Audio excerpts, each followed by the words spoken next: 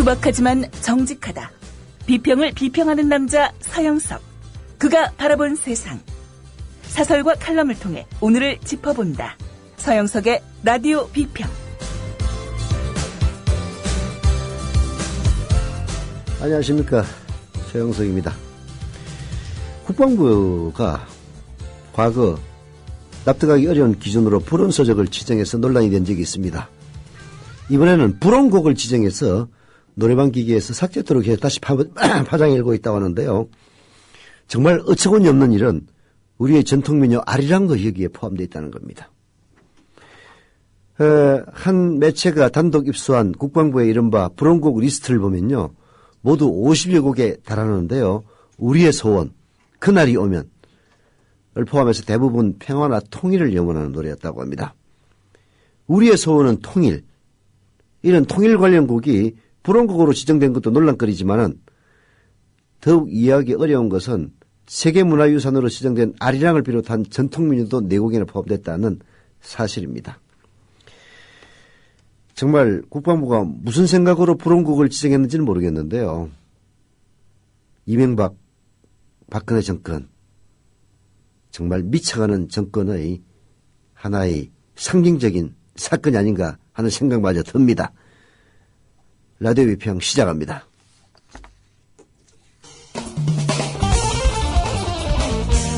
함께하고 계신 방송은 정치평론가 서영석 미디어 협동조합 이사가 진행하는 라디오 비평입니다.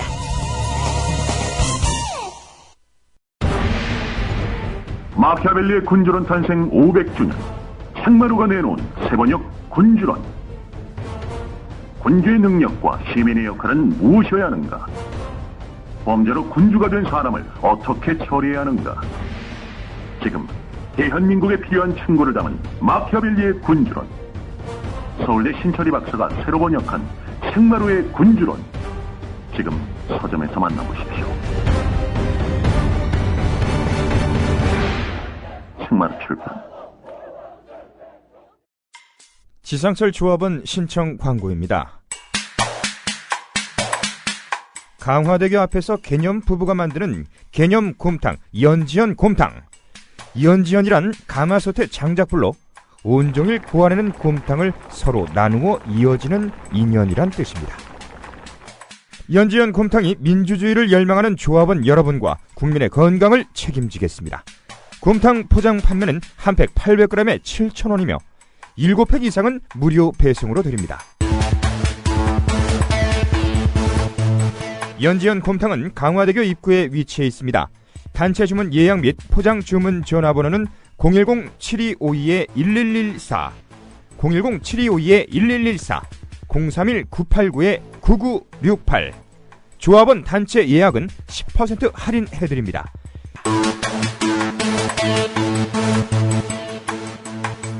포장 판매 금액의 10%는 국민TV 후원금으로 쓰입니다. 신동원 조합원 신청 광고입니다.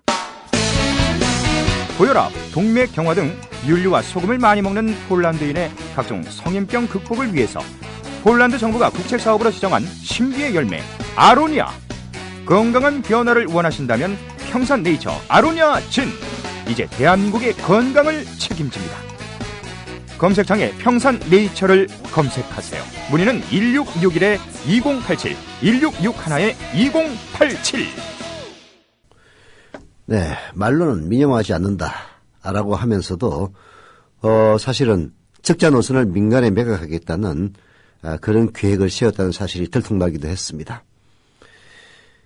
적자 노선을 민간에 매각한다라고 얘기를 하는데요. 민간이 미쳤다고 적자 노선을 국가로부터 인수를 하겠습니까? 온갖 특혜가 보장이 돼 있고 또 적자 노선을 인수한 다음에 사람들 팍팍 자르고 정규직을 비정규직으로 돌리고 그리고 나중에 돈 되는 노선 또 불화를 받고 이런 식으로 예정이 되어 있으니까 적자 노선을 인수하겠다는 얘기 아닙니까?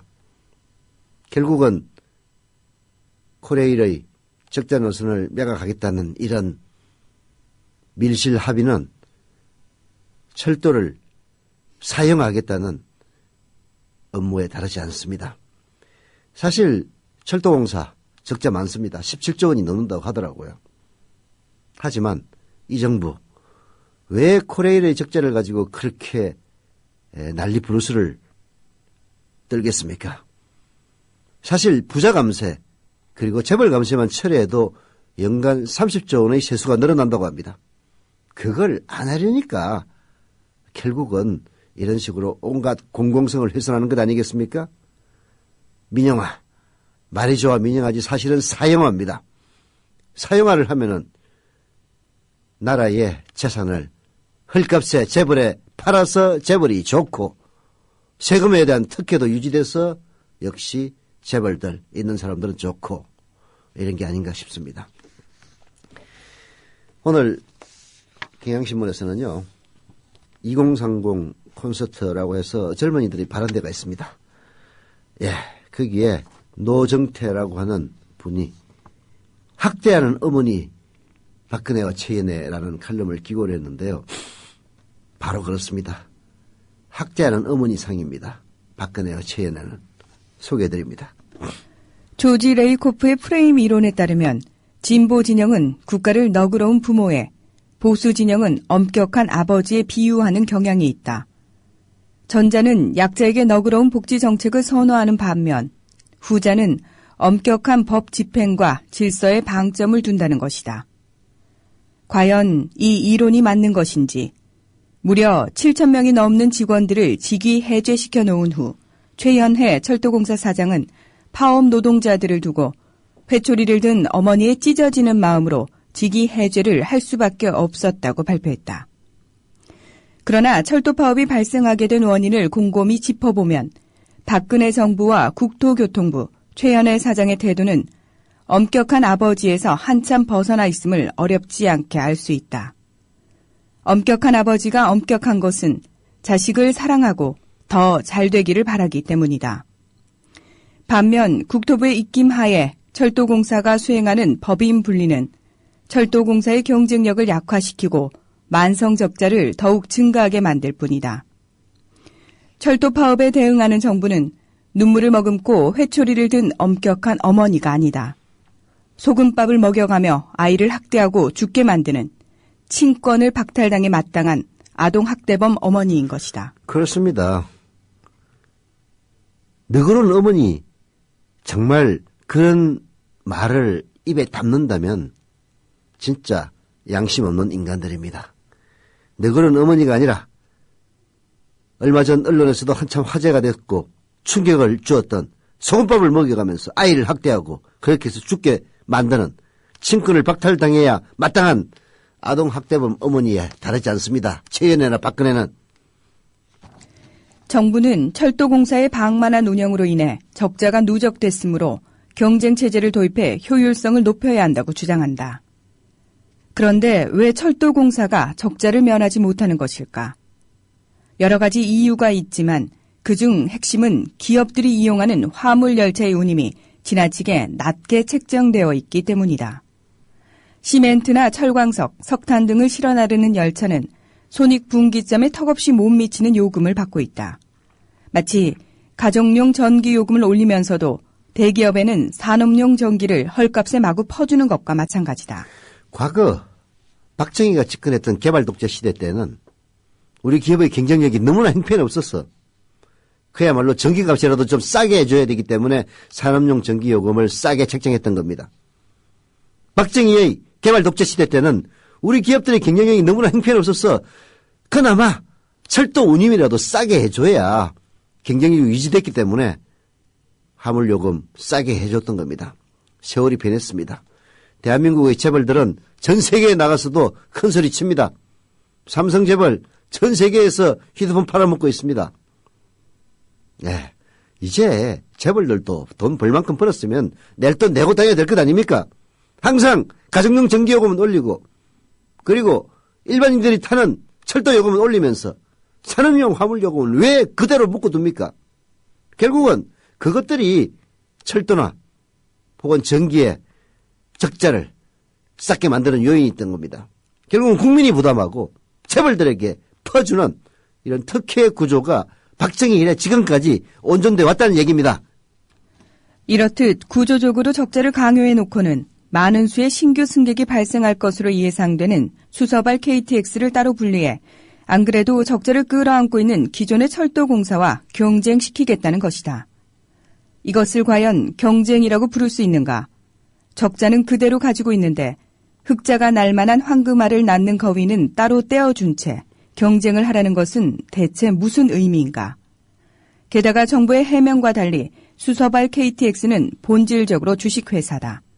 이 때문에 정관을 개정하는 것만으로도 간단히 국내 재벌 및 해외 투기 자본에 조각조각 팔려나갈 수밖에 없다.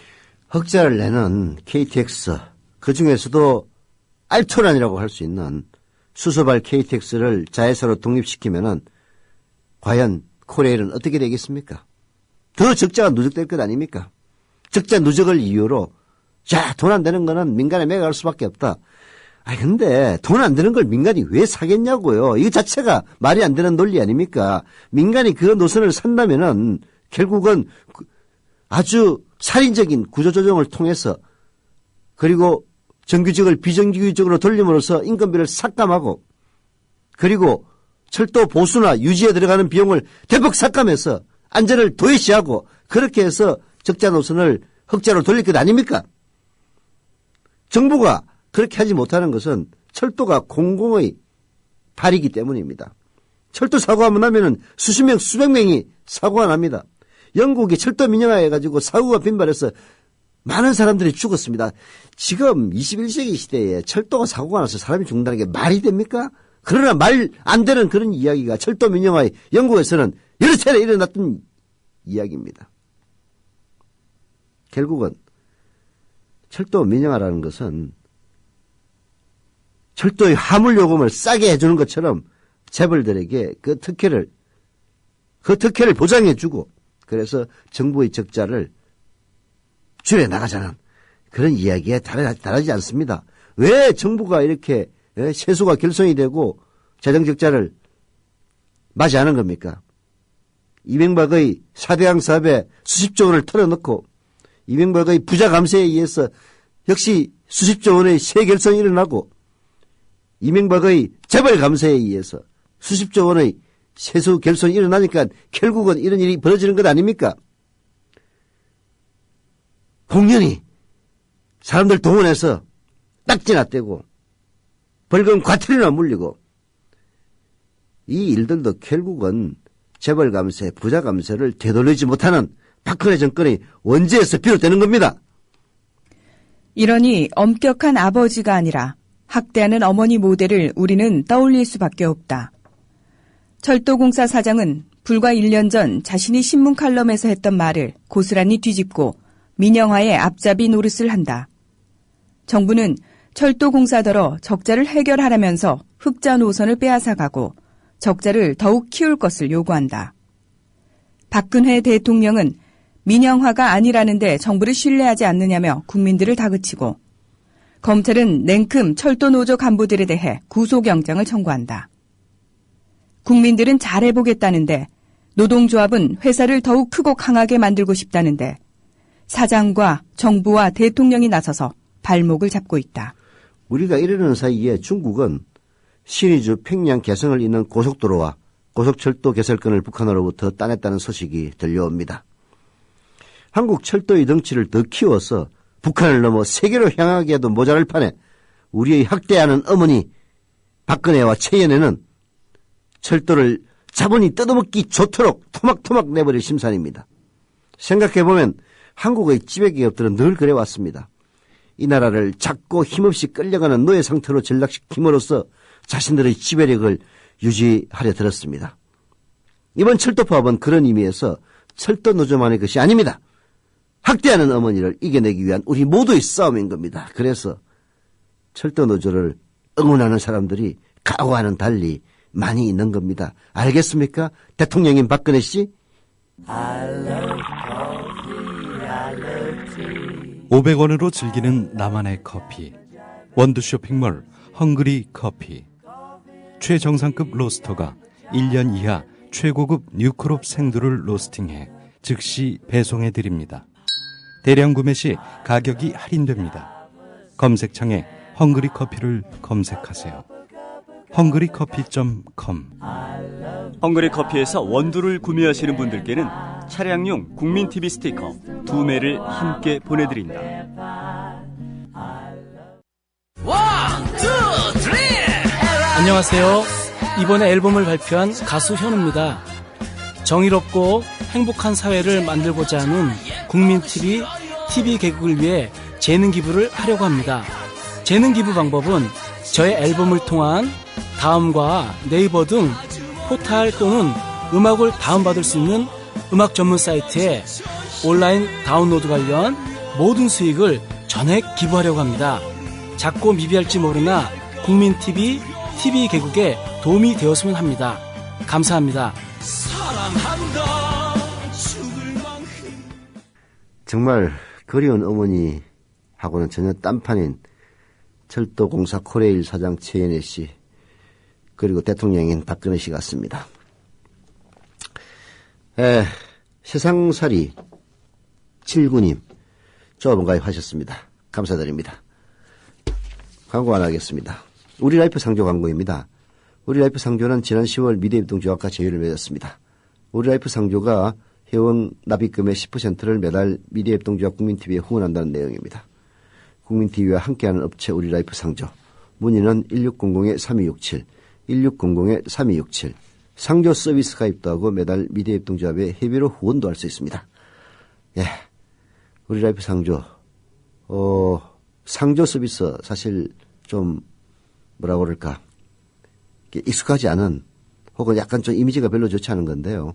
우리라이프 상조는 그렇지 않다고 합니다. 전화해서 한번 상담해 주시기를 부탁드리면서, 자, 철도파업 얘기를 조금 더 해야 될 것 같습니다. 철도파업 중에 사망사고가 일어났는데요. 이게 노조 때문이다. 이런 식으로 뒤집어 씌우고 있습니다. 특히 보수 언론들이. 오늘 경향신문은 사설로 철도파업 중 할머니의 사망은 노조 잘못이 아니라 마구잡이로 대체 인력을 쳐넣은 철도공사, 즉 코레일에 있다라고 지적을 하고 있는데요. 이게 맞는 얘기입니다. 그래서 제가 소개를 해드립니다. 지난 15일 서울 지하철 4호선 정부 과천청사역에서 80대 할머니 승객이 사망하는 사고가 일어났다. 파업 중에 그런 사고가 일어난 것을 매우 안타깝게 생각하며 고인의 명복을 빈다. 한 가지 지적하지 않을 수 없는 것은 그 불똥이 엉뚱한 방향으로 튀고 있는 점이다.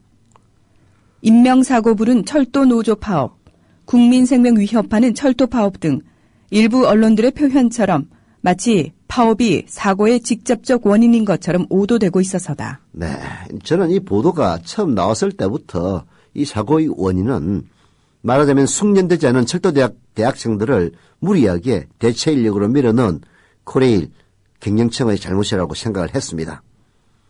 정확한 사고 원인은 조사를 통해 밝혀지겠지만 지금까지 알려진 정황으로는 사망사고의 책임은 오히려 코레일 경영진에 있다고 할 것이다 라고 경향신문 사설은 저와 동일한 주장을 하고 있습니다. 이번 사고는 한국교통대학 재학생이 차장으로 대체 투입된 전동차에서 일어났습니다. 과도하게 대체 인력을 투입해 운행률을 높이면서 안전을 소홀히 해서 발생한 인재입니다. 예. 철도노조는 필수 유지 업무 기준인 KTX 56.9%, 도시철도 차량 65% 운행률에 맞춰서 필수 업무 인력을 파업에서 제외했습니다. 즉 법을 지켰다는 얘기죠. 그리고 안전을 생각하면서 쟁의 행위를 벌였습니다. 오히려 코레일이 무리하게 100% 운행 목표를 달성하기 위해서 안전을 도외시하고 학생을 비롯해 미경험자까지 대거 대체 인력으로 투입해 열차를 운행하는 와중에 화를 부른 겁니다. 예, 좀 진실을 똑바로 알고 보수 언론들 쓰세요. 파업은 노동자가 사용자와 교섭하기 위해 마지막으로 사용하는 수단이다. 그런 만큼 요건과 절차가 까다롭고 그런 조건을 충족한 파업은 법으로 보호받는다. 코레일과 같은 필수 공익사업장은 더욱 그렇다. 철도노조의 이번 파업은 나름 적법한 절차와 내용을 구비한 것이었다. 코레일과 정부 등이 이를 불법 파업이라고 단정하는 것은 억지일 뿐 아니라 되레 부당노동 행위 등 불법의 소지가 있다고 할 것이다. 수서발 KTX 자회사 설립이 근로 조건과 직결되기 때문에 파업이 정당하다는 노조의 주장에 대해 방하남 고용노동부 장관조차 이렇다 할 반박을 내놓지 못하는 것이 이를 말해준다. 거꾸로 코레일의 파업 지도부 고소 고발과 가담자 대거 직위 해제, 검경의 발빠른 수사 등 사용자와 공권력의 무리한 조치가 편법, 불법 시비와 더불어 더 큰 사고를 유발하는 빌미가 되지 않을까 걱정스럽다. 네, 이번 철도 노조의 파업은 나름대로 법과 절차에 준수한 준법 파업입니다. 오히려 방하남 고용노동부 장관이 철도 노조의 반박에 대해서 이렇다 할 변명조차 못하고 있는 그런 상황입니다. 이런 식의 강경 드라이브가 오히려 더 큰 사고를 불러올 수도 있다는 경향신문의 사설의 지적을 이 정권은 허투루 들어서는 안 됩니다. 역설적으로 이번 인명사고는요, 파업의 의미를 새삼 일깨워주는 사건이라고 할 수 있습니다. 공공성과 안전이 중시되는 부분을 경영 효율화나 경쟁 논리로만 접근했을 때 나타날 미래를 상징적으로 보여주고 있기 때문입니다. 적자 노선과 새마을, 무궁화, 누리로 등 서민 노선은 이번 파업을 통해서 사람이 적다고 축소되고 있습니다. 그리고 안전 업무도 저임금 시간제 노동자로 대거 채워지는 모습을 보였습니다. 민영화되면 이게 바로 민영화의 미래인 겁니다. 새마을, 무궁화, 누리로 등 서민 노선은 적자 노선이라며 축소되거나 폐지되고, 그리고 안전 업무도 비용을 줄이기 위해서 저임금 시간제 노동자들을 대거 투입한다면 안전사고 더 많이 일어나지 않겠습니까? 이게 바로 민영화의 미래인 겁니다. 박근혜 정권은 민영화가 아니다라고 얘기하지 말고 말은 다 아니라고 해요. 그러나 실제 내용으로는 민영화에 똑같은 그런 거짓말을 제발 좀 하지 말란 얘기입니다. 더불어 행복한 세상, 너와 나의 꿈이 눈앞에. 국민TV.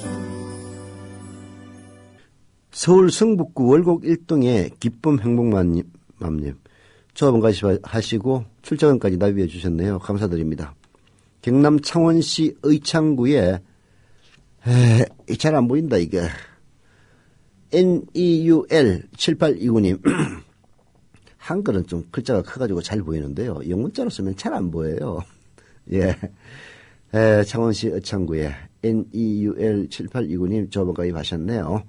예. 출자금도 조속히 납부해 주시기를 부탁드립니다. 그리고 세상살이 79님도 아직 출자금 납부 안 하셨는데요. 예. 빨리 납부해 주시기를 부탁을 드리겠습니다. 예. 광고하겠습니다. 오해숙 생활단식 신년 캠프 광고입니다. 오해숙 생활단식 신년 캠프에 가시지 않겠습니까? 담배도 끊고 술도 끊고 단식을 통해 몸도 리뉴얼하고 신년 결심으로는 그만입니다. 국민TV 광고를 통해서 단식을 하시는 분이나 하시려는 분들에게 권하는 오해숙 생활단식 신년 캠프.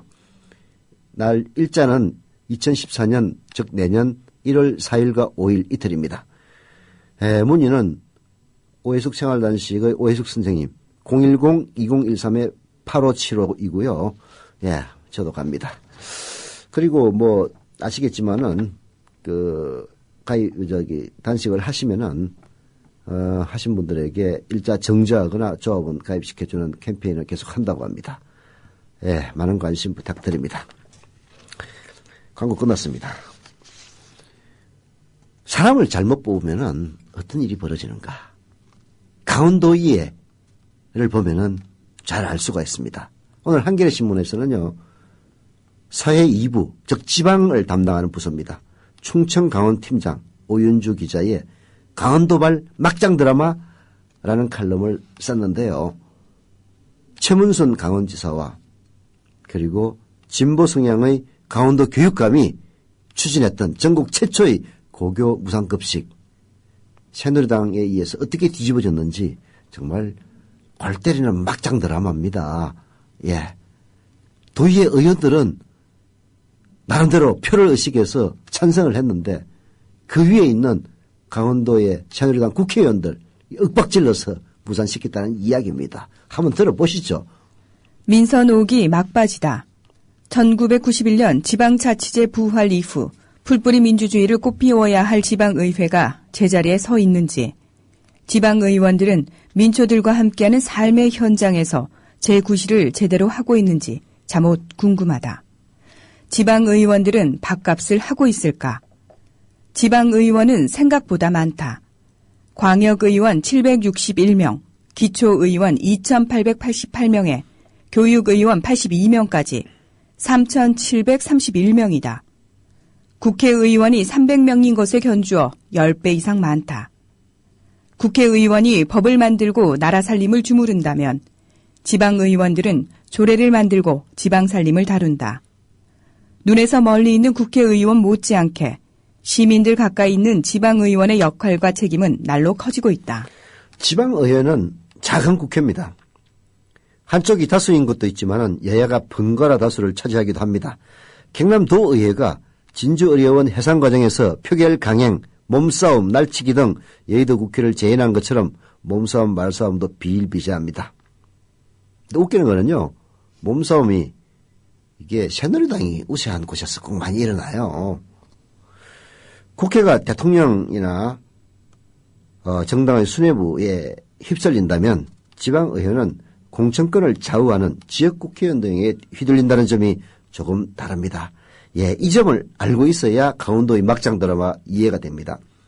지방의회 의원들, 즉 도의원들, 공천권을 좌우하는 사람이 바로 국회의원입니다. 그 국회의원의 의사에 휘둘리는 거예요. 왜? 공천을 안 해주면은 그 당 이름으로 출마 자체를 못 하거든요. 그리고 당의 공천을 받지 않으면은 무소속으로 당선되기가 쉽지가 않습니다. 자, 이런 전제 속에서 한번 사정을 들어봅시다. 지난 20일 동안 강원도 의회에서 막장 드라마를 연출했다. 진보 개혁 성향인 민병희 강원도 교육감과 최문순 강원지사가 내놓은 전국 최초 고등학교 무상급식 확대 정책을 놓고 강원도 의회는 반전에 반전을 거듭했다. 도민들이 투표로 대표성을 부여한 의원들에게 소신 따윈 없었고 누군가에 의한 조종만 있었다. 지난달 29일 첫방 때부터 반전이 있었습니다. 강원도가 낸 무상급식 예산안을 도의회 농림수산위원회는 여야 합의로 통과시켰습니다. 왜? 무상급식은 여당이라고 해서 무조건 반대할 수가 없어요. 그만큼 국민들, 강원도 입장에서는 도민들이죠. 도민들의 이해와 직결된 사안입니다. 고등학교 다니는 학생들에게 점심밥을 공짜로 준다고 그러면은 아니 학부모들이 좋아하지 싫어할 리가 있겠어요? 근데 그걸 반대한다는 거는 상당한 부담이 따르는 겁니다. 그래서 농림수산위에서는 여야 합의로 통과시켰어요. 하지만 교육위원회는 같은 날 예산을 삭감을 해가지고 즉 고교 무상급식 못하도록 예산을 깎아가지고 예산결산특별위원회를 넘깁니다. 예산 문제를 최종적으로 다루는 데는 국회도 그렇지만 지방의회도 예결특위 예산결산특별위원회가 있습니다. 여기도 여야 의석 비대로 사람들을 구성을 하는데요. 여전히 예산결산특별위의 강원도 의회는 새누리당이 우세합니다. 그래서 교육위원회가 예산을 깎아서 예결특위에 넘겼는데 일주일 뒤인 지난 6일 새누리당이 다수인 예결특위는 고교 무상급식 확대에 찬성하는 11개 시군의 관련 예산을 지원하는 예산안을 다시 살렸습니다. 살렸어요. 왜? 부담스러우니까. 반대했다가는 다음에 안 찍어질지도 모르니까. 이렇게 전국 최초 고교 무상급식 확대 실현 드라마는 해피엔딩을 앞둔 듯 했습니다. 그러나 그럴 리가 있습니까? 하지만 다시 반전이 시작됐다. 8일 새누리당 강원도당 소속 국회의원과 단체장, 지방의원 등이 함께 선출직 워크숍을 열었다. 참석자는 이 자리에서 무상급식 관련 예산을 통과시킨 당 소속 예결위원들에 대한 비판이 쏟아졌고 무상급식에 반대하자는 의견이 모아졌다고 귀뜸하며 복선을 깔았다. 무슨 얘기냐. 새누리당의 도의회 예결특위 위원들이 말하자면 진보 성향의 교육관과 그리고 민주당의 최문순 지사가 안을 만들어서 올린 고교 무상급식 안을 예산을 갖다가 통과를 시켜줬는데 자, 그리 되면은 무상급식은 안 된다라는 것이 새누리당의 기본 입장이란 말이에요. 그래서 국회의원들이 도의원들에게 압력을 넣은 겁니다.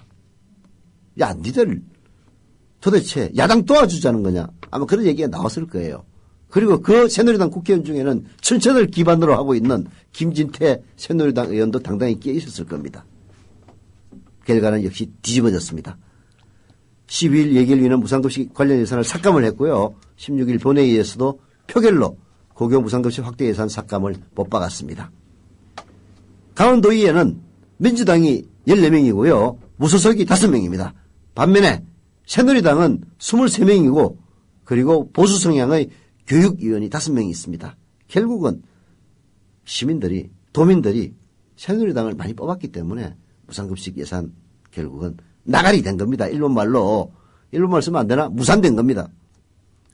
농림수산위와 예결위 등 상임위 심의 때 관련 예산을 통과시켰던 새누리당 소속 도의원들도 애초에 뜻을 접고 삭감 쪽에 섰다. 기립 표결이어서 반대 뜻을 보일 수조차 없는 분위기였다. 표결 뒤 민주당은 공천권을 가진 새누리당 국회의원들이 도의원들에게 부당한 압력을 행사했다고 주장했고 시민단체는 고교 무상급식을 좌절시킨 의원들에 대한 낙선 운동을 벌이겠다고 하는 등 고교 무상급식 무산을 내년 6.4 지방선거 전선으로 옮겨갈 태세다. 네.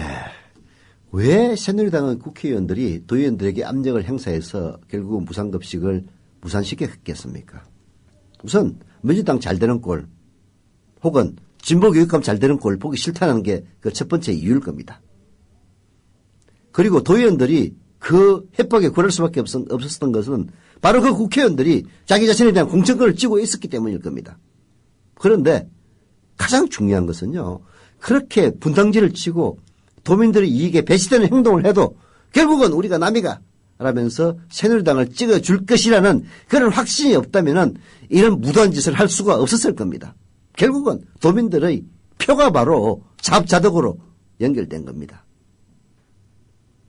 강원도에서 전국 최초로 시작하려던 고교 무상급식 확대, 진보성향 교육감이나 민주당 강원지사뿐만이 아니라 강원 지역의 시군 11곳에서 찬성할 정도로 시민들의 지지를 받는 정책이어서 이 기자는 씁쓸함이 더했다라고 얘기를 합니다.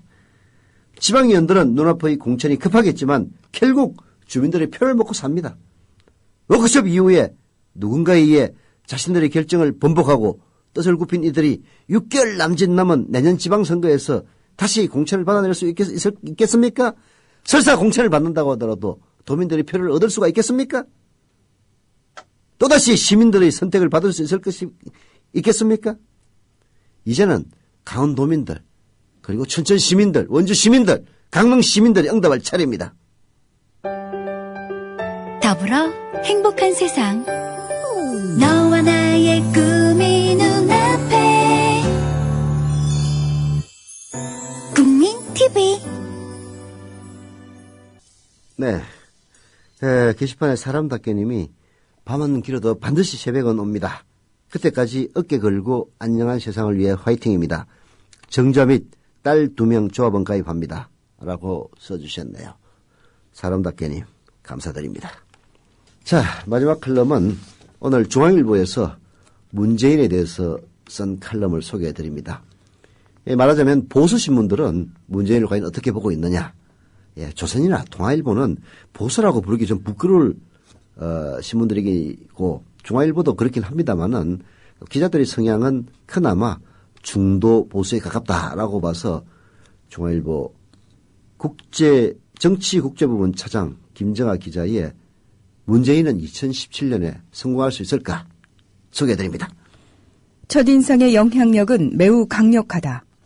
사람을 처음 보고 파악할 수 있는 정보가 얼마나 되겠느냐만 처음 형성된 인상은 그 후로도 오랫동안 그 사람에 대한 평가를 지배하기 마련이다. 민주당 문재인 의원이 지난 15일 북 콘서트에서 정치는 이제 더 이상 피할 수 없는 저의 운명이라고 말했다는 소식을 듣고 격세지감을 느낀 것도 그 때문이다. 문재인 변호사를 처음 만난 건 2002년 4월 중순이었다. 당시 민주당 대선 후보로 유력했던 노무현 후보의 일대기를 취재하던 과정에서였다. 부산지법 앞에 있는 법무법인 부산 사무실에서 만난 그는 소박하면서도 강직한 인상이었다. 1980년대 노 후보와 함께 인권 변호사 활동을 하던 시절의 뒷얘기를 듣고 인터뷰를 마치면서 마지막으로 한마디를 건넸다. 노 후보님이 대통령 되시면 변호사님도 청와대에 따라가시겠네요. 덕담 비슷한 말이었는데 의외로 그의 반응은 단호했다. 그는 손사래를 치며 저는 정치 같은 거 절대 안 합니다. 그럴 일 없습니다. 라고 잘라 말했다. 그의 표정엔 진심이 담겨 있었다. 네. 이건 맞는 얘기입니다. 2002년도에도 그랬고, 심지어는, 한 2년 전까지만 해도 문재인 의원은 정치를 하지 않겠다는 생각이 강했죠. 그리고 많은 사람들의 여망에 의해서 민주당의 대통령 후보가 됐습니다. 그리고 선거에 패배했죠. 그리고 다시 일어섰습니다. 그러면서 정치는 더 이상 피할 수 없는 저의 운명이다라는 데까지 온 것이죠. 자, 이런 것에 객관적인 묘사에 불과합니다. 계속 들어봅시다. 그 뒤로 문 의원과 직접 대면한 적은 없다. 그래서 정치는 절대로 안 한다는 그의 단언이 유독 뇌리에 깊이 박혔는지도 모르겠다. 노무현 정부 때 청와대 민정수석에 기용되고 대통령 비서실장을 맡았을 때도 그가 정치를 한다는 생각은 별로 안 들었다.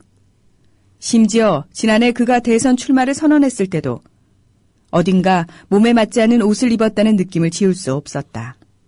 이런 게 다 첫인상이 주는 착시 효과였을까?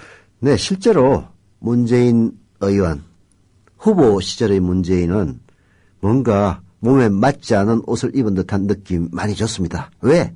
정치를 해야 되겠다. 내가 이 나라의 대통령이 되어서 이 나라 도탄에 빠진 이 나라를 혹은 이명박이 말아먹은 이 나라를 다시 살려놓겠다. 이런 강력한 권력의 의지는 없었기 때문입니다. 노무현 대통령은 2002년도에 비록 시작할 때는 무명의 후보였지만은 반드시 대통령이 되어서 이 나라를 개혁시키고야 말겠다는 강한 의지를 갖고 있었어요. 그런 차이가 바로 옷에 맞지 않는 옷이 아니지 몸에 맞지 않는 옷을 입은 듯한 그런 느낌을 줬던 것도 사실입니다. 자, 세월은 많은 것을 바꿔놓는다. 요즘 문 의원의 발언을 보면 그는 확실한 프로페셔널 정치인이 되겠다고 마음먹은 것 같다. 대선에서 졌으면 대개 1, 2년 정치권을 떠나 있는 게 상례였지만 그는 거꾸로 4년이나 남은 2017년 대선 출마를 기정사실화하는 초강수를 던졌다. 이제 그에게 적어도 권력 의지 박약을 탓할 수는 없게 됐다. 문 의원이 2017년 대선에서 성공할 가능성을 가늠하는 것은 대선 당일 날씨를 예상하는 것만큼이나 현재로선 무의미하다. 그가 민주당 후보가 될는지조차도 알 수 없는 일이다. 다만 대선을 치르면서 그가 정치적 통찰력을 키운 점은 평가할 만하다. 네, 보수 언론들은 이 부분을 강점으로 지적하는 것 같습니다. 대선에 패배했다. 하지만 패배 이후로 5060 세대가 외면한 것이 패배의 원인이었다. 안보 이슈에 대한 소극적 대응이 패인이었다. 성장 담론이 부족했다. 종편치료를 거부했다. 싸가지 없는 진보의 이미지를 벗어나지 못했다라고 거론했던 부분들을 아마도 보수 언론들은 강점으로 새로운 점으로 여기는 것 같습니다. 뭐 맞는 이야기인지는 모르겠습니다만은 보수도 문재인을 주목하기 시작했다. 이런 점에서 칼럼 소개해드리면서 라디오 비평 마칩니다. 내일 뵙겠습니다.